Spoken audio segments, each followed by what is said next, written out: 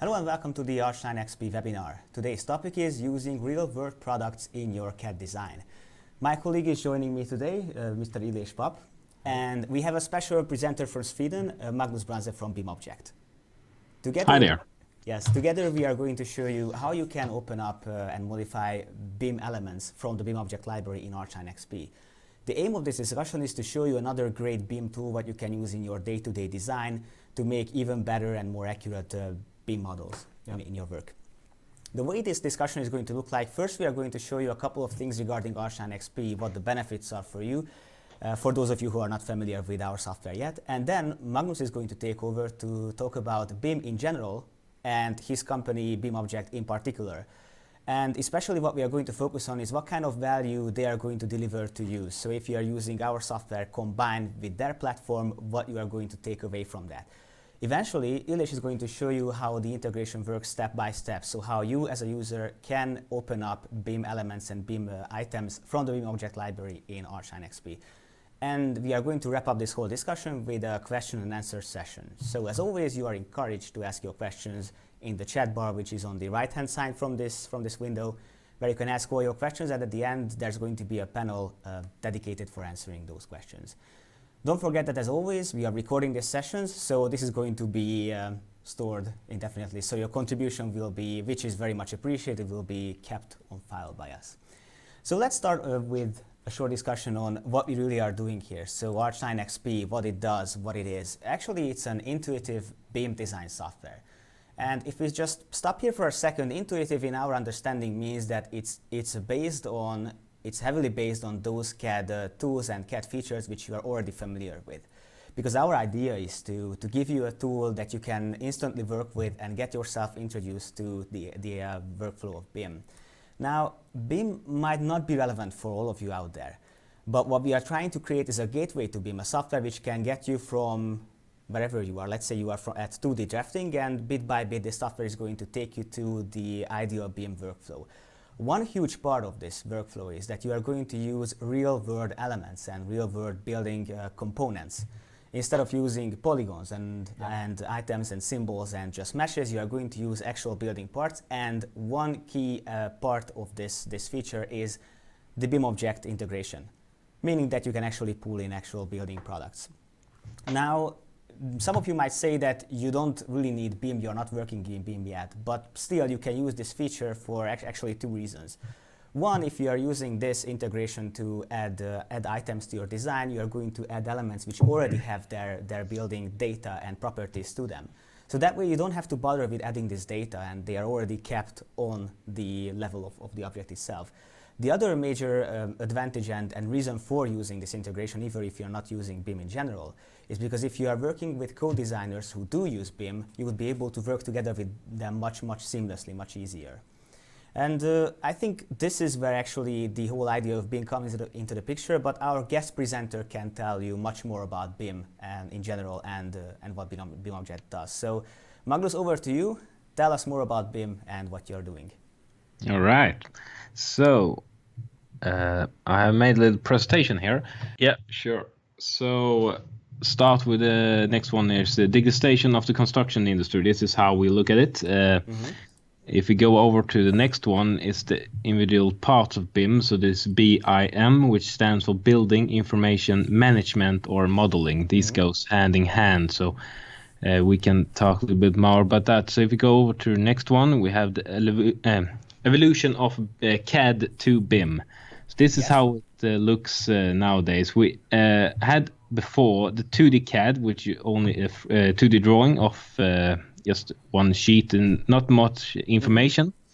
If you go to 3D CAD, so this is just a drawing in a 3D model of the object, but you can't do any much about it. If you go to BIM, which is more advanced drawing, so here we can actually go in to see the individual parts, like what kind of windows, what are the floors, and what's it made of, and you can do calculations and so on. So that's the big part about BIM. So this is the biggest difference between 3D CAD and BIM then?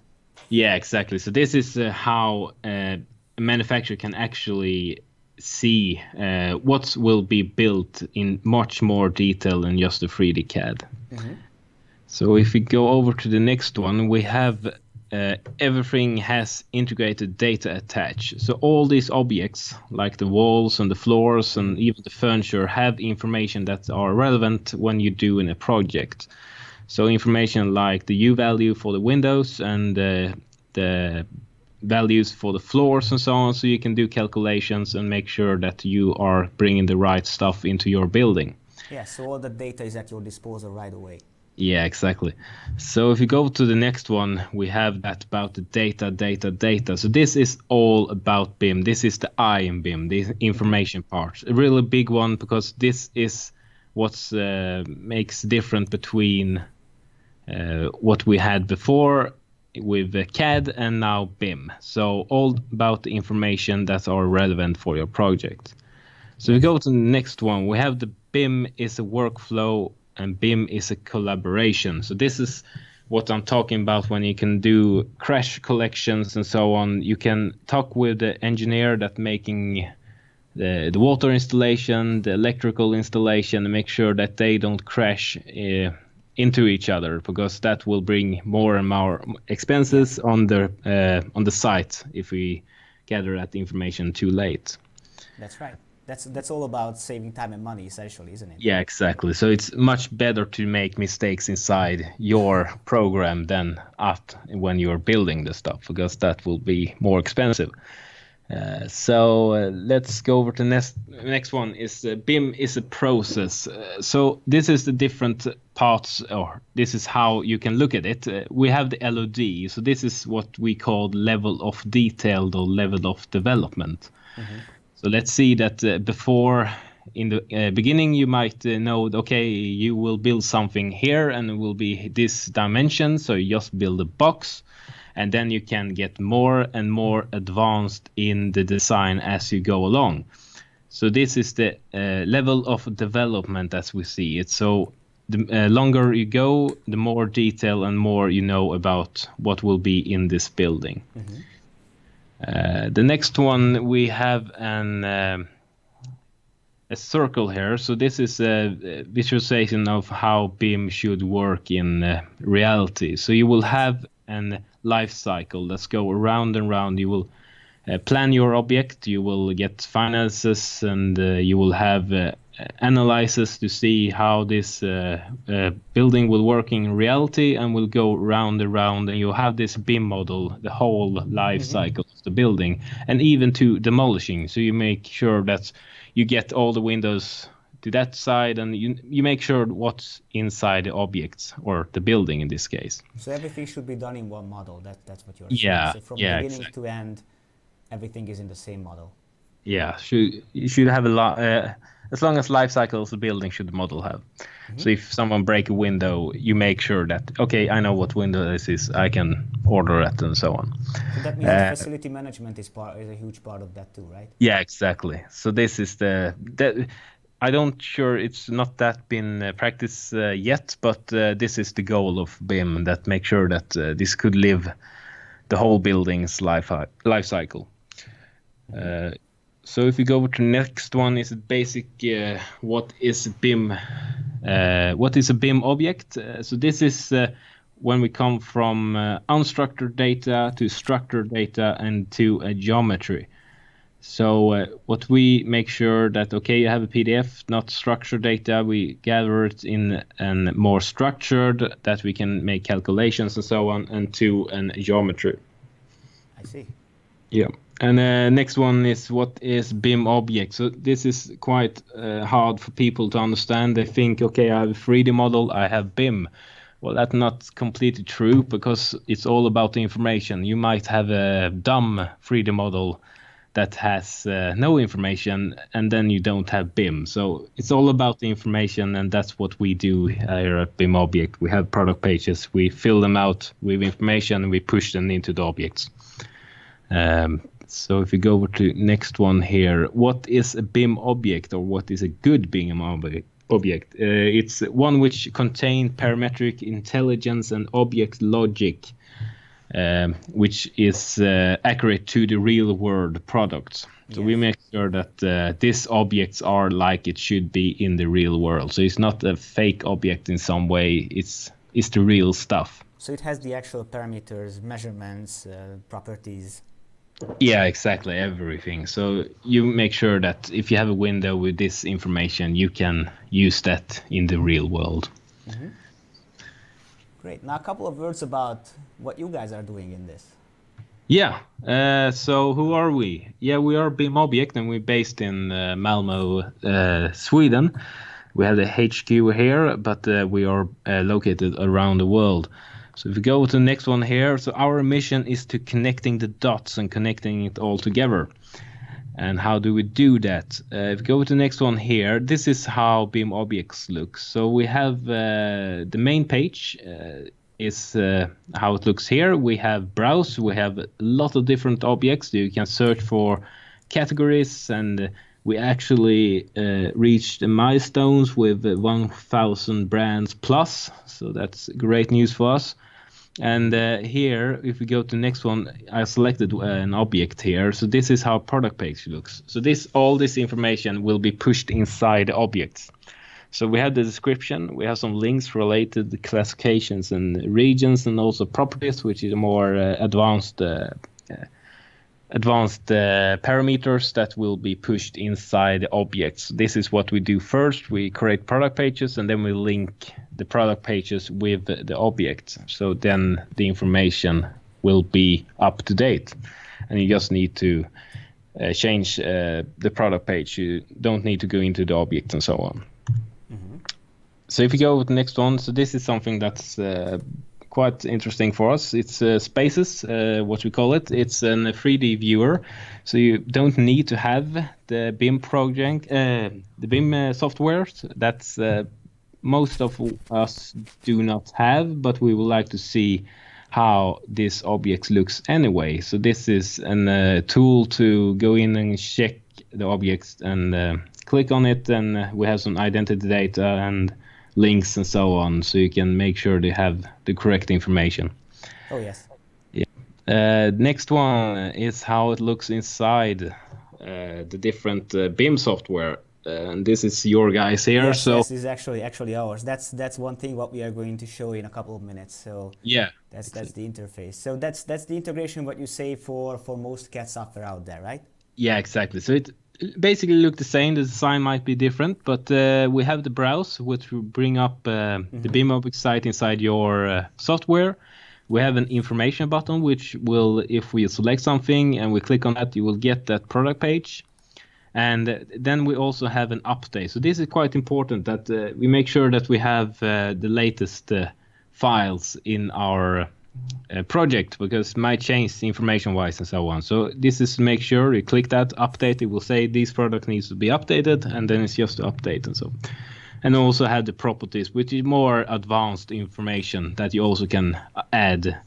Information that might be interesting for a guy in UK, but not a guy in Sweden, because it's different standards and so on. So we leave that on product page, and then the user can choose that I would like to have that and not that. So this is a way for the user to decide. So if we go to next one here, so this is another tool that we have. So this is to create BIM objects basically in one go.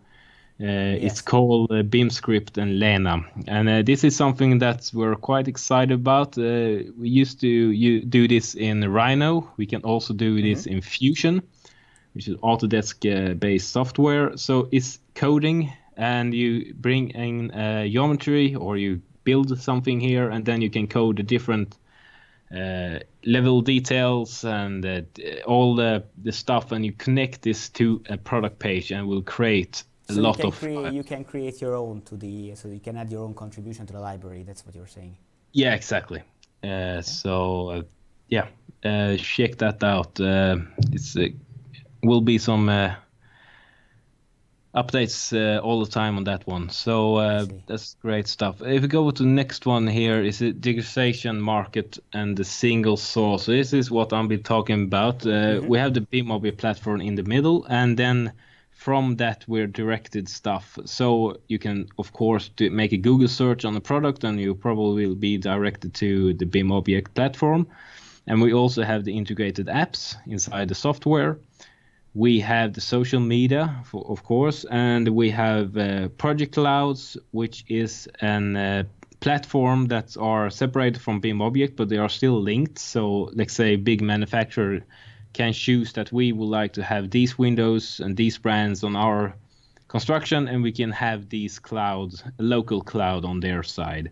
And the product site is more an use for, let's say that you have a furniture company and you on your website you would like to have all your BIM software, BIM objects on your site. So then it's just redirection of your stuff to your site. So you can make an own design and so on. So next up we have, so this is the Bim Analytics Core. This is how the manufacturer can actually track who's downloading what and so on. So here the manufacturer can even making connection with people that are of interest. So it could be people in the construction industry that may be responsible for ordering stuff and bringing stuff to the site and so on. So this is the way for the manufacturer to actually get in contact with its users. This is a great way for the manufacturer to get in touch with people here. Yes. So next up we can do the BIMobject is a platform available worldwide, which reads the center of real geometry and data between construction and manufacturing disciplines and then the building owners. So this is the big thing, and you can say where we are located, which is the next one here. So we are located all around the world. We have offices basically in all the big regions. We have USA, and we also go to Asia and Europe, of course. Next one is just an little view of what I've been talking about here. So you have the data set, we have the single source because all stuff are linked back to the BIMobject platform. We have the tracking, as I said before, you have the geometry creating and the version control and so on. And if there are any questions, just say, because that's all for me. Most of the things what you just talked about, we are going to illustrate during our part. So yeah, great. Couple of things will make much more sense later on. Yeah. Magnus, thank you very much. This again, like I said, we are going to now show you how that works in practice, because there's one thing to sort of talk about these ideas of collaboration and seamless design, but it all goes down to how you can adapt to that what you're already doing. So how you can adapt to that to your day-to-day workflow. And that's actually what we are going to demonstrate now. So I'm giving the word over to my colleague Lesh. By the way, Magnus, if you want to add anything to what we are going to talk about right now, feel free to do so. Point is to have a discussion over here. So now let's see how it all works and how it all boils down to actual workflow. Over to you, Elish. Yeah, okay. Well, actually, I have already loaded a project, and this is what I will use for this demonstration. This is a pretty much large building. I will only focus on one single item on it, but I think through this sample example you will see how this BIMobject integration works and how smooth that is. The thing here is that it's part of the package, and you once you start the program, you can see a toolbar appearing with the same icons that Magnus kindly already described how they work and what they do. So I will only focus on the most important things. I will import an object now, and I will turn it into a door. Now this is what we will achieve. This is the final result actually. I just simply load a previous version of this project, and I will insert the door into that project. So actually the BIMobject integration is very simple. You just log in, focus on the part that you would like to use. Like for example, I'm zooming into this entrance part, loading this 2D as well. So I just highlight the area that I'm working with. And then there is this button here. This is the Browse BIMobject products, which actually allows you to log in to the BIMobject website with your already existing login, or you can register here. And once you done that, this integrated BIMobject browser will appear, and here you will see all the products listed through your filter, what you actually look for. You can either use search terms like in any other, like in Google or something like that, but of course this is for BIMobjects. And you can also filter. What for? Maybe you were about to tell us that, but what kind of search criteria can you add? Actually, you can filter for types. You can filter for the product names, for their description. The point is that you can decide what type of things you would like to download and in which format, which I will show you in this specific example. Here you can find this filter tray here with many specific things, like from doors to architectural parts, other flooring, furniture as well, also for landscaping. So if I'm about to download a door now, I just filter for doors. There are these door libraries here. I can select something. I can also add my own favorites list. I can see this filter field here at the left hand side, and there is the see more option, and this lists all the available categories for the doors, for example, here now. So if I click on revolving, which I'm about to download now, I can further filter, and I can also filter for producers, the maker of the specific object that we are talking about. So I will download, I think, a Dorma door. So I could also filter for that. Whenever I find something that I like, I can click here to see the details. I have actually already added this to the favorites list. You can add to the favorites list this item, so later you can easily find it. I will also show you what happens if you have already downloaded this object to your local drive, like for example from a browser. You can also import that. But now using this integrated browser, all you need to do is just to click on the download button here. Sometimes there are many formats here that you can select, like WG files, RFA files, or IFC or anything else.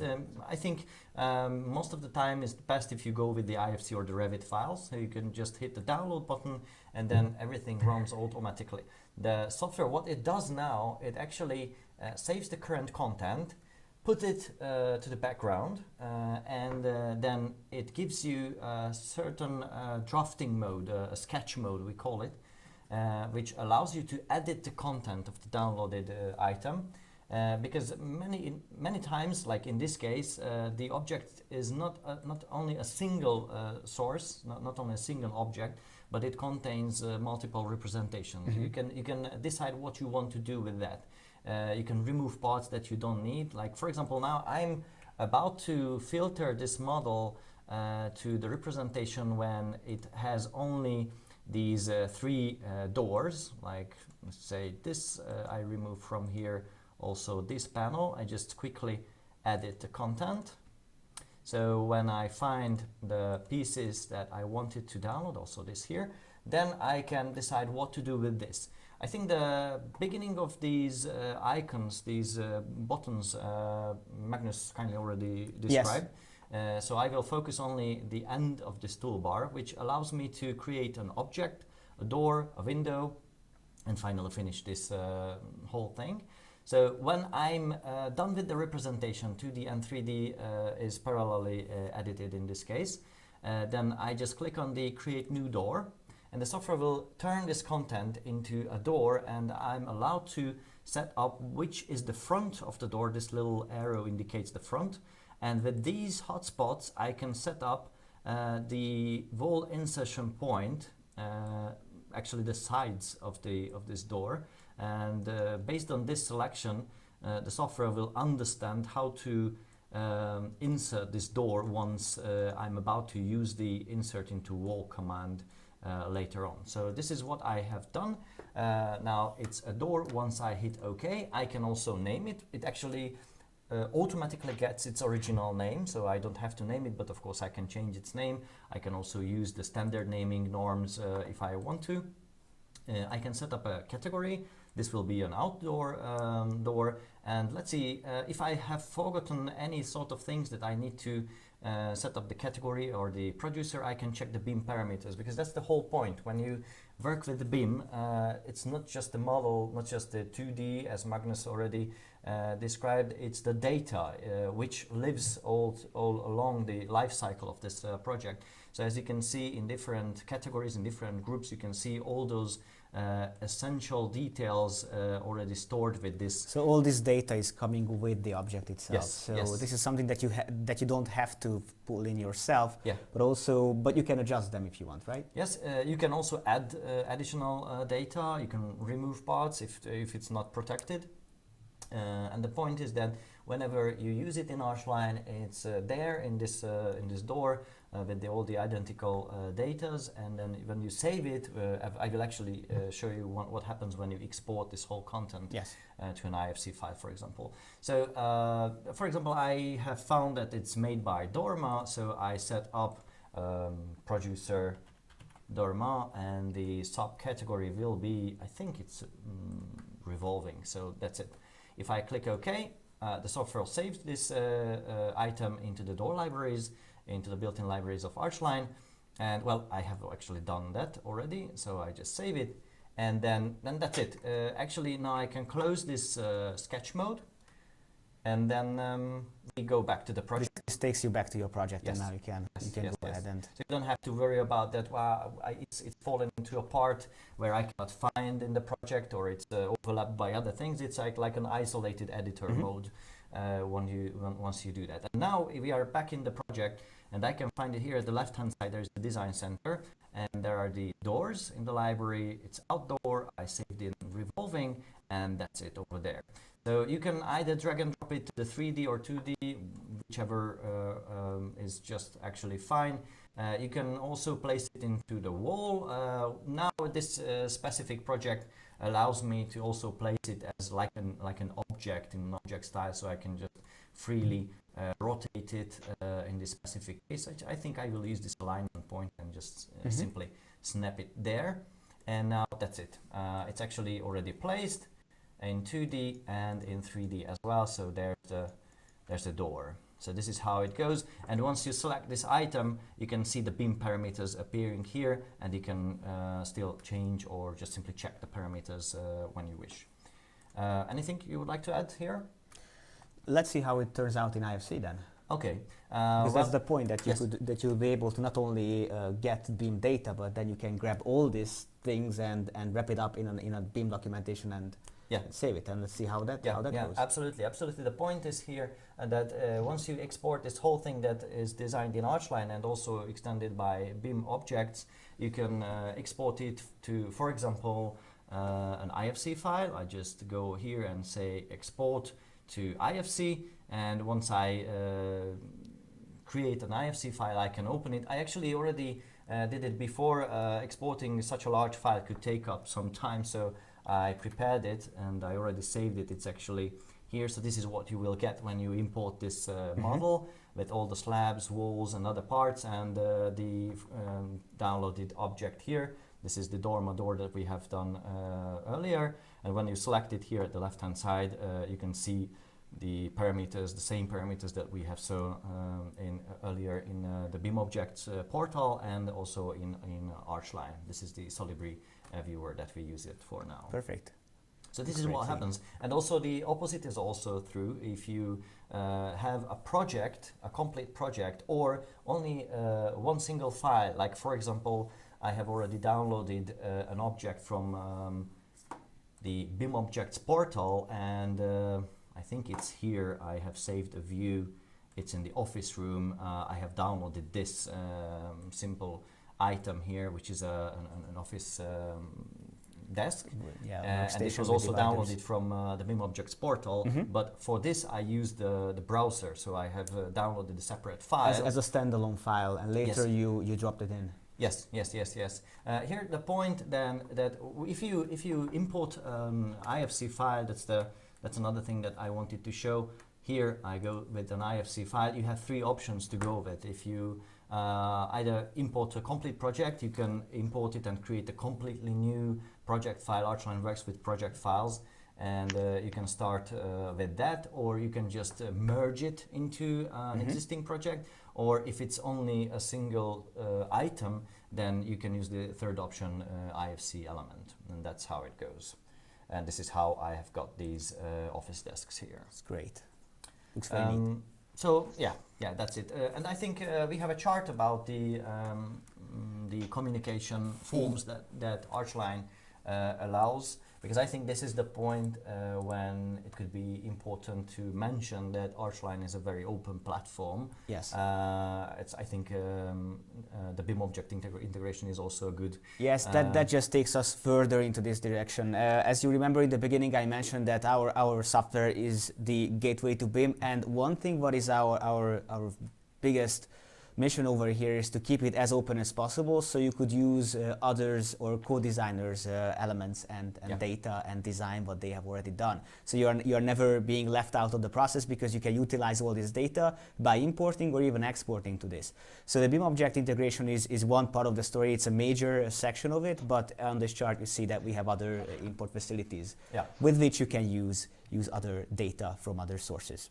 Yeah, actually, you can see that the software communicates many ways, like the documentation level and the 3D level, the BIM level, which is the most important, and of course it can connect to third-party software for many different specific reasons, like for example energetic balance calculations and things like that. So that's it. Actually, that's what I wanted to show. I hope it was clear enough, a clear overview how the BIMobject integration works in real, in the ARCHLine.XP version that I was showing here. Feel free to ask anything if you have. Please comment and ask us. We will answer at the end of this presentation. Yes, feel free to add some comments. Now that we have seen how it works, the next logical question from your side would be how that could be used by you. So how does that add to our software? Now, right off the bat, I can tell you that this integration is a free extension and not a paid add-on. So it's part of the solution. It's not an extra thing what you have to download. This goes into two directions. One, you don't have to manually download anything extra. Yeah. So that's one thing. And the other thing is that you don't have to pay for it. It's part of the software license. By software license, I need a valid license for this year's current 2017 version. So if you have an active subscription or you have this year's perpetual license, then you can get this with the next release of the next update. You are going to get this feature. If, however, you have an older version of ARCHLine.XP, you might need to upgrade first, but there's not going to be any extra charge for this particular element and this particular feature. Now, that's what we wanted to tell about all these methods and the licensing details. Now is the time to ask a couple of questions, but before we actually look at the user questions, there's a couple of questions that I would like to ask for Magnus actually. One thing what I was having as a thought during your presentation is that what do you think is the biggest advantage for using BIM? You told us a couple of things regarding BIM, but what would be, if you were to convince somebody who's just embarking on this, what would be your biggest selling point for using BIM? Yeah, someone could mix up the 3D and BIM. Yes, because like the beginning you said that someone could mix up the 3D CAD and BIM, labels. Yeah. So it might worth to look at your ideas of what the biggest advantage of using BIM is. Yeah. So when I talk about 3D CAD and versus BIM, the big part is that you have information inside of BIM that you don't have inside of CAD. So you actually can make calculation and you can save a lot of money. I think that's a big part, but if you make mistakes, do it inside your software and don't do it on site when you're building a building. Mm-hmm. So I believe that's a big part, and also that about crash collection. You can see that, let's say, the ventilation guys and the electrical guys and the architects make their model separately, and when they bring it together, it make a good crash and so on, and that will be a problem on site. So make that inside of your model would be my biggest selling point for BIM. That's good. And connected to that, what do you think is the biggest myth regarding BIM? Because we hear a lot of misconceptions and legends and myths about it. What was the strangest that you've heard? Well, a lot of people just say, okay, I have a 3D model, I have BIM. And I think that's a big part. Okay. Or it could be people say, well, I have Revit, that's BIM. Well, it's not. It's all about, it's so much bigger than that. It's collaboration and the workflow, just the thing what you started your presentation with. Exactly. That's nice. That's a nice combination. Okay, here's a question. What happens if an object becomes obsolete? So how you can filter that out? Yeah, that's a good thing. Yeah, so we have we never delete anything from our portal, but let's say that a door is not manufactured anymore. What we will do then is we will place it in archive. So this will make so if you have a long-going project, it can take years to build a house and the model and all that. So you have downloaded this long before its objects has been out of stock or don't used anymore. But you will still not be able to download a new one, but you will still click on the info and you will still be directed to a page with the information, but the download button will be accessible. So you should still be able to get the information. So we never deleted any product pages. And what about the file sizes? I mean, these objects, how big are they? So is it, because I think what most clients out there want to avoid is that their project is going to be too big to handle. And that is actually a major issue for instance, the SketchUp library, when if you are pulling in too many items, then your project would be too big to handle. So what about your side? How do you try to fight this problem? Yeah, we try to fight this as much as we can because it's not easy. I mean, some doors are complicated and will take a lot of place, but we try to have a general rule to not publish anything that's we know the user will have problems with. So we try to get it as slow as possible to be as user-friendly as possible. Great. One thing what just came up, which was in connection with the what happens with it if an object becomes obsolete question.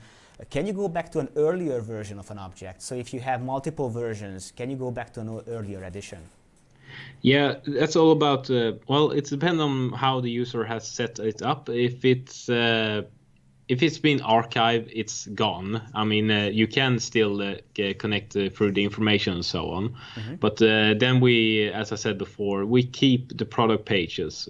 So if there are a new version, the product pages will be there. I see. And Perfect. Now that's what we had time for right now. Ilyich, do you have any other questions to ask from any of us, basically, or anything to add really to this discussion? Because we actually went through this whole process and we showed you how it works, but I'm just curious about. Yeah, I think it was pretty clear from the side of Magnus as well. So no, I don't have any question, but I think we have a lot of comments coming up. So soon we can answer the questions from the visitors. Yes, but there are some comments in Italian, so I need some help with the translation over here. Helping.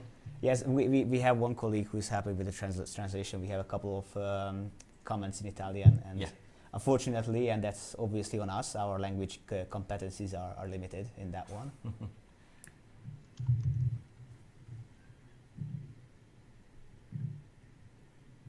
Okay. Yes, there's a question, how can they add BIM parameters that the BIM manager asks of the architect? So Franco Sagantin asks, how can I add BIM parameters that the BIM manager asks to me? Well, that's something that we use. If I'm sure that what you mean here is you can actually add parameters into the objects that are not inside the objects from the beginning, and that's using properties. So this is something that we'll try to make as big as possible and fill out as much as possible. So you can actually add standards that are relevant for your country inside the objects, but you can then choose that I would like to have these standards and not these standards. So that's something that is through properties. I see. Meanwhile, we just opened up ARCHLine to actually show this, how an extra parameters could be added to the object itself. Yeah, So actually, in ARCHLine, it's possible to edit the parameters. You can add parameters with this add parameter button here, and then you can actually set up the name, the discipline, the type of parameter, and so on. So you can freely add, if it's just a label, if it's a value, if it's a let's say like an energetic value, you can add all those things if it's missing, or there's something extra that you would like to add on your own. So it will behave in the same identical way as it would have been there already when you have downloaded. So there's no difference between the things that come with the object or the things that you add on your own on the level. I mean, they live through the whole life cycle of the project just as the same as the other. Can you differentiate between the parameters that came with the object and what you gave them? Yeah, the biggest difference will be that you will see that it's an ARCHLine.XP parameter. It will be in a group ARCHLine.XP parameter. As you can see, here are the discipline settings. It's just actually one is the ARCHLine common setting, and here you can add the extra details. Okay. That's good. I think this wraps up what we wanted to talk about. Magnus, thank you very much for joining us today for this call. Yeah, thank you for having me. It was a great input from your side, and I think we just managed to take one step further into the BIM direction. Like I said in the beginning, even if you are not using BIM as a full scale for your everyday work, using some of the BIM workflow elements would aid your design's accuracy in a huge way. So again, thank you very much for all of you for joining in. Hope to see you next time for the next session, and by that time, I wish you many successful and great projects using our software. See you soon. See you.